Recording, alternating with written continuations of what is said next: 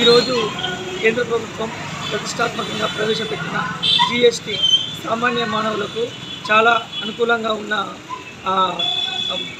Scheme ఇది. దీనివల్ల రైతులకు, విద్యార్థులకు, కుటుంబిషన్దారులకు, ముఖ్యంగా వాహనదారులకు అందరికీ అన్ని విధాలుగా దాదాపు 12% ఉన్న జీఎస్టీని 5% చేసి కేంద్ర ప్రభుత్వం అందరికీ, సామాన్య మానవులందరికీ అందుబాటులో ఉండేటట్టు తీసుకొచ్చింది. దీనివల్ల దేశంలో ఉన్న ప్రజలందరూ చాలా సుఖ సంతోషాలతో ఉండడానికి, ఏదైనా కొనుగోలు చేయాలన్నా కూడా ఎటువంటి ఇబ్బంది లేకుండా. ముఖ్యంగా ఈరోజు పైసల కంటే ఆరోగ్యం ముఖ్యం. ఆరోగ్యం సంబంధించి హెల్త్ పాలసీలు ఏవి తీసుకున్నా కూడా ఇంతకుముందు 28% ఉన్న హెల్త్ పాలసీలు జీఎస్టీ కంప్లీట్ తీసేసి 0% చేసిండు. దీనివల్ల ప్రతి ఒక్కరూ ఆరోగ్యంగా ఉండి జీఎస్టీలు కట్టుకోవడానికి, జీఎస్టీ లేకుండా ఆరోగ్య పాలసీలు కట్టుకోవడానికి చాలా అనుకూలంగా ఉంది. అలాగే గృహ నిర్మాణం సంబంధించి సిమెంట్ కానీ, దానికి సంబంధించిన గృహ నిర్మాణ వ్యవస్థ ఏదైనా కూడా 12% ఉన్న గృహ నిర్మాణ సంస్థ కేవలం 5% తీసుకొచ్చింది. దీనివల్ల అందరూ ప్రజలందరికీ జీఎస్టీ భారం లేకుండా కేంద్ర ప్రభుత్వం చేయడం వల్ల మనకు అన్ని విధాలుగా సహకారంగా ఉంటుంది. నా పేరు పూర్ణాచారి. అందరికీ దేవి శివనవరాత్రి శుభాకాంక్షలు.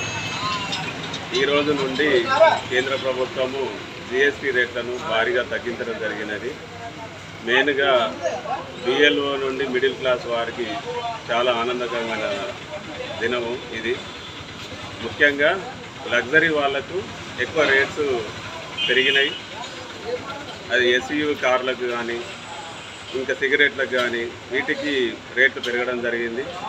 అదేవిధంగా మొబైల్స్కి కానీ వేరే వాటికి లేదు. ఎక్కువ ఇది బాగా ట్యాక్స్ కట్టే వాళ్లకు జిఎస్టీ ఎక్కువగా ఉన్నది. మిడిల్ క్లాస్ వారికి చాలా ఆనందకరమైన రేటు. గృహ పరికరాలకు చాలా తగ్గింది. 12 నుండి 5కి వచ్చింది.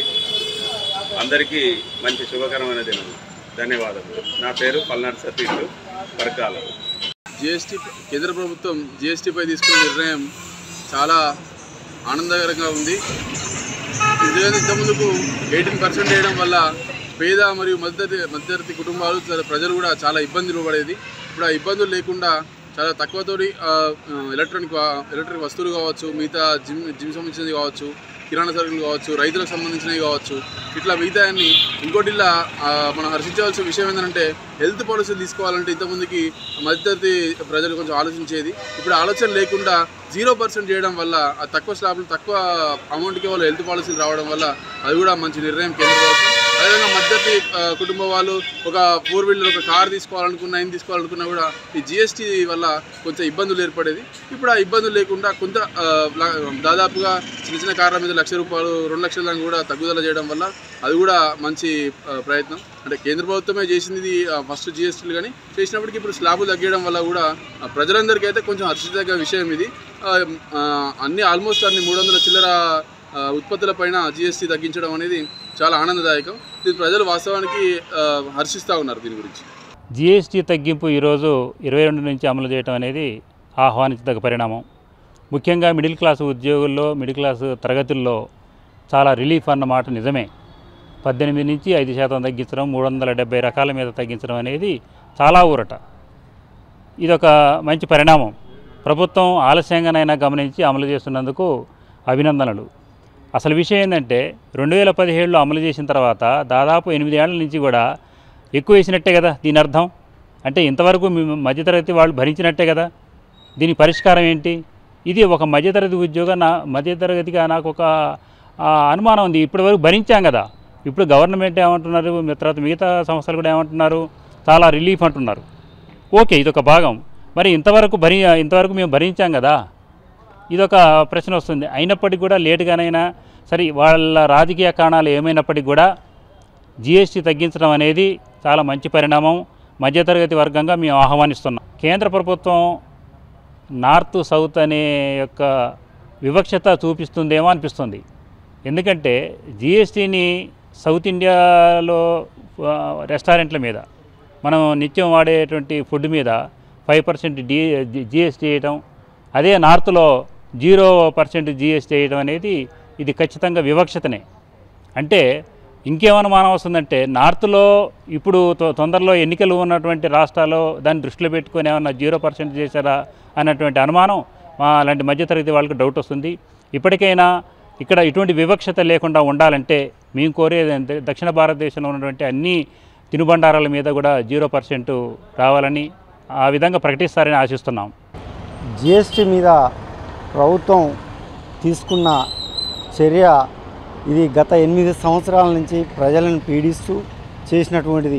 ఇప్పుడు తగ్గిస్తున్నామని చెప్తున్నా ఇది ఇప్పటికైనా ప్రభుత్వానికి కళ్ళు తెరిచి ఈ హోటళ్ళ మీద చిన్న చిన్న పాన్ షాపుల మీద చేసినటువంటి ఇడ్లీ మీద కూడా సర్వీస్ ఛార్జీలు వేసి జిఎస్టీని పెట్టి ప్రజలను పీడించుకుంటారు. ఇప్పటికైనా ప్రభుత్వం కళ్ళు తెరిచినందుకు మా యొక్క ధన్యవాదాలు. కాకపోతే 8 సంవత్సరాల నుంచి చాలా ఇబ్బంది పెట్టారు ఈ జిఎస్టీ మీద.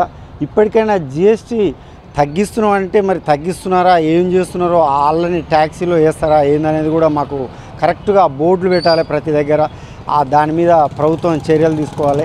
తీసుకుంటేనే మాకు తెలుస్తుంది. జిఎస్టీ తగ్గించుని అంటున్నారు కానీ ఆ షాపుకు పోతే అసలు ఏ మీద జిఎస్టీ ఏంది ఏది లేదనేది మాకు కన్ఫామ్ కావాలంటే ఆడ బోర్డులు పెట్టాలని మా యొక్క విన్నపం. ప్రభుత్వం కేంద్ర గవర్నమెంట్ పెద్ద ఎత్తున ప్రచారం చేస్తుంది. ఇప్పటికీ 8 ఏళ్ళ నుంచి విపరీతంగా ప్రజల యొక్క శ్రమను మొత్తం పీల్చి పిప్పి చేసుకున్నటువంటి పరిస్థితి. బాగా పెంచి ఇప్పుడు ఏదో 5 రూపాయలు తక్కువ చేస్తే 5 రూపాయలతోటి మొత్తం వీడేదో బాగుపడ్డట్టుగా ప్రభుత్వం చెప్తుంది. బాగయ్యేది కాదు, ఏమీ ఉండదు. దాంట్లో ధరల కాడికి వచ్చినప్పుడు ఆ ధరల స్థిరీకరణ తర్వాత ఇంతకుముందు దాంట్లో జిఎస్టీ ఏది అందులోకెళ్ళి తప్పించుకున్నటువంటి వాళ్ళు మళ్ళీ యథావిధిగానే రేట్లు ఉంటాయి. పెద్దగా ఏదో చేసే ప్రచారం అంత తక్కువ రేట్లకు వచ్చేటువంటి పరిస్థితి లేదు. అందులో ఏదో మధ్యతరగతి వాళ్ళకు టీవీలు అవి ఏదో తక్కువ చేస్తామనేటువంటి పరిస్థితులు మాట్లాడుతున్నారు కానీ అది పెద్దగా ప్రజలకు అంత పెద్దగా ఉపశమనం కలిగే అంత పెద్దగానైతే ఏం లేదనేది మా అభిప్రాయం. ఇంకేముంది, ఇప్పుడు వ్యవసాయం మీద ఉన్నటువంటి దాంట్లో ఇంకోటి డీజిల్ పెట్రోల్ మీద మీరు ఎందుకో జిఎస్టీ తీసేస్తలేరు. అది తీసేస్తే చాలా వరకు తగ్గు. ఇప్పుడు ఏంటి ట్రాన్స్పోర్ట్కు విపరీతమైనటువంటి ఖర్చు ఏది లీటర్కు 100 రూపాయలు పెట్టి చేసిన తర్వాత ప్రతిదీ కూడా ట్రాన్స్పోర్ట్ తోటి వస్తూ పోయేది కదా. వాడు ఆమందం డబ్బులు దాని మీద పెడతాడు కదా. మరి దానికైతే లేదు, ఏదో కొన్నిటికి తీసేసి ఇక అయిపోయింది మొత్తం బాగైంది అనేటువంటి చెప్పడం ఇది సరైనది కాదు. ప్రభుత్వం అసలు ఆలోచన ఏంటంటే ఇప్పుడు ప్రజల్లో వ్యతిరేకత వస్తుందనే ఉద్దేశంతో దీన్ని బూస్ట్ చేయడం కోసం ఇక వచ్చి చూడని చెప్పి వేల కోట్ల రూపాయలు ఖర్చు పెట్టి పేపర్లలో టీవీలలో అడ్వర్టైజ్మెంట్స్ తప్ప పెద్దగా అంత పెద్దగా మొత్తం నా యొక్క అవస్థ పరిస్థితులు అంతా మారిపోయి ఇక ఏదో మేము పెద్ద ధనవంతులం అయితే అనేటువంటి ఫీలింగ్ అయితే లేదు. 375 రకాల వస్తువులపై జిఎస్టీ తగ్గిస్తున్నానని చెప్పి కేంద్ర మంత్రి నిర్మలా సీతారాం పెట్టిన బడ్జెట్ 7 సంవత్సరాలు అంటే ఈ 370 రకాల వస్తువులపై 7 సంవత్సరాల దాకా బీజేపీ ప్రభుత్వం పన్ను పేద వర్గాల మీద వేసిందనేది అంగీకరించుకుంటా ఇది పేద వర్గాల బడ్జెట్గా అని చెప్పడం అనేది వాళ్ళే నిజాన్ని ఒప్పుకున్నట్టుంది. కానీ జిఎస్టీలో ఇప్పుడు ఈ 375 రకాల వస్తువులకి తగ్గిస్తారనేది ఇప్పటిదాకా తెలియదు. కానీ ఒక డేట్ అనేది పెట్టిన దాని తర్వాత పరిణామాలు అనేది ప్రజలకు తెలుస్తుంది. రాష్ట్ర ప్రభుత్వం కూడా ఈ జిఎస్టీ మీద కొంత నిరసన తెలుపుతుంది. జిఎస్టీ ఏదైతే మీరు పేదల వాళ్ళు చేసినారో రాష్ట్ర ప్రభుత్వం మీద ఖజానా మీద భారం పడుతుందని అంటున్నారు. కేంద్రం తీసుకున్న నిర్ణయాలు రాష్ట్ర ప్రభుత్వాలు కూడా అమలు చేసేటట్టుకు ఈ 370 వస్తువుల మీద ఉండాలి. ఇంకోటి ఏంటంటే ఓన్ నేషనల్ ఓన్ దేశం ఒకటే దేశం అంటే అఖండ భారత్ అని చెప్పి బీజేపీ చెప్తున్నది. సౌత్కు నార్త్కు ఫుడ్ మీద తేడా అనేది ఉన్నది. అంటే భారతదేశంలోనే కేంద్రం తీసుకొచ్చిన చట్టాల మీదే సౌత్కు ఒక రకంగా ఇక్కడ ఒక రకంగా నార్త్కు ఒక రకంగా అంటే నార్త్ మీద ప్రేమ ఎక్కువ ఉండదు, సౌత్ మీద మాత్రం. ఎందుకంటే పరాటా అనేది మీరు ఇక్కడి నుంచి ఉత్పత్తి చేసి నార్త్లో పోతే 0 పరిస్థితి ఉంటుంది. కానీ ఇక్కడికి వస్తానికి పని చేసే పరిస్థితి ఉంటుంది. ఈ తేడా అనేది కూడా భారతదేశంలో ప్రజలంతా గమనించాలి. ఎందుకంటే ఈ భారతదేశంలో ఉన్నదే అఖండ భారత్ జయ అని చెప్పి బీజేపీ చెప్పిన నినాదం 2 రకాలుగా చూస్తుంది. ఒకటేమో మంచి ప్రేమతో చూసి ఒకటేమో శత్రు ప్రేమతో చూసే పరిస్థితి. ఇది తప్పు. దీనికి ఏదైతే ఉన్నదో ఖచ్చితంగా దాన్ని సవరించుకోవాలి బీజేపీ ఏదైతే 375 వస్తువుల మీద ఉందో దాని మీద మళ్ళొకసారి రివ్యూ చేసి పేద వర్గాల మీద అమలవుతుందా కాదనేది చూసి ఏదైతే నార్త్ సౌత్ అనే దాని మీద వివక్ష లేకుండా భారతదేశంలో అందరికీ కూడా ఒకటే చట్టం ఒకటే అనేది రావాలని చెప్పినట్టు నా యొక్క అభిప్రాయం.